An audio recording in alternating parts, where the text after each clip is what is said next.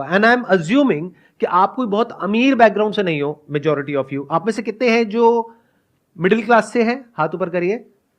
मेरा middle class वाला session देखा है आप लोगों ने? यस सर देखा है। अगर वो देखा होता तो अभी हाथ ऊपर नहीं करते। मिडिल क्लास मतलब अगर मैं सिंपल वे में पूछूं तो आप में से कितने हैं जिनकी जो हाउस होल्ड इनकम है वो साल की 12 लाख से ज्यादा है? अब हाथ ऊपर करो।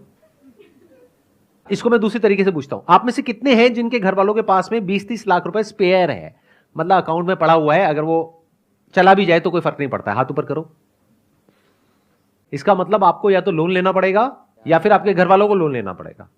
ऐसे बहुत सारी रिसर्चेस हुई हैं जहां पे ये निकल करके आया है कि 50 से 60% जो इंजीनियरिंग कॉलेजेस से इंजीनियर्स निकलते हैं दे आर अनएम्प्लॉयबल, मतलब उनकी इतनी स्किल ही नहीं होती कि उनको एम्प्लॉय किया जा सके, यानी कि उनको वो काम मिल ही नहीं सकता जिस फील्ड से उन्होंने पढ़ाई करी है। या तो उनको अपनी फील्ड चेंज करनी पड़ेगी या अपने आप को डाउनग्रेड करना पड़ेगा। तो 25 लाख की जो आपने इन्वेस्टमेंट करी उसको रिकवर करने में कितने साल लगेंगे? 9 to 10 years। 25 लाख रुपए रिकवर करने के लिए 25 लाख रुपए जोड़ना पड़ेगा और जोड़ करके विद इंटरेस्ट उसको वापस करना पड़ेगा। इंटरेस्ट भी देना है क्या? इंटरेस्ट भी देना। नियर अबाउट हम मान करके चलते हैं, in the best case scenario आपको 20 साल लगेंगे 25 लाख रुपए का जो लोन है उसको चुकाने के लिए या अपने घर वालों को वापस करने के लिए।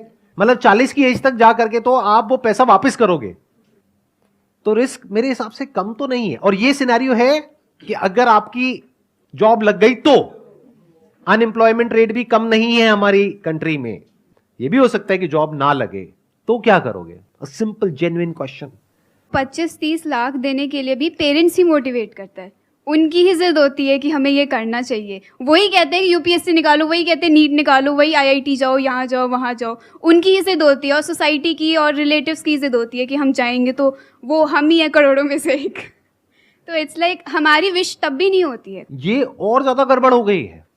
क्यों? क्योंकि अगर एक बार को ये होता कि आपके अंदर से होता कि मुझे ये क्रैक करना है, फिर आप किसी एंट्रेंस के लिए जाते तैयारी करने के लिए, तो फिर भी ये पॉसिबिलिटी होती जिसकी मैं बात कर रहा हूं। लेकिन आपके पेरेंट्स ने फोर्स करके या आपके ऊपर प्रेशर क्रिएट करके आपको भेज दिया है। अब पॉसिबिलिटी क्या है आपके क्रैक करने की? अब तो आपका मन ही नहीं है वो काम करने का, करना पड़ रहा है। एक है कि आप खुद अपने अंदर से मोटिवेटेड हो, बाहर से किसी एक्सटर्नल मोटिवेशन की आपको जरूरत नहीं है, तब फिर भी होने की पॉसिबिलिटी है, बशर्ते कि आपके अंदर वो कैपेबिलिटी भी हो उसको क्रैक करने की।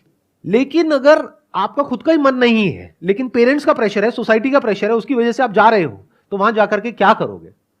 बहाने ढूंढोगे क्लास बंक करने के, टाइम पास करने के तरीके ढूंढोगे, रात को बैठ करके वीडियो गेम्स खेलोगे, या क्या करोगे वो मुझे बताने की जरूरत नहीं है डिटेल में, आपकी हंसी से पता लग रहा है।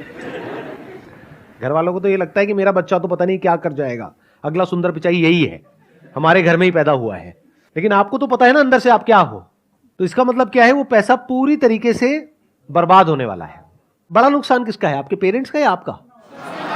क्यों? आपका क्यों है? जवाब दो। सर हमारे लिए टाइम भी उतना ही वैल्यूएबल है पैसों से भी, क्योंकि अगर हमारा पैसे सब पेरेंट्स ने लगा दिए और हमने टाइम भी वेस्ट कर दिया, बट हमारा जो टाइम चला गया वो टाइम अब नहीं आने वाला। तो आपका टाइम वेस्ट हो जाएगा, दैट इज 1। 2, फिर एक ऐसा टाइम आ जाएगा जब जा करके आपको कोई भी जॉब होगी, कैसी भी जॉब होगी, लेनी पड़ जाएगी, करनी पड़ेगी। इतना प्रेशर आ जाएगा पीछे से। तो नुकसान अल्टीमेटली किसका हुआ पूरी लाइफ के लिए? हमारा ही होगा। आपके पेरेंट्स का तो पैसों का नुकसान हुआ, आपकी तो लाइफ ही खराब हो गई। यस।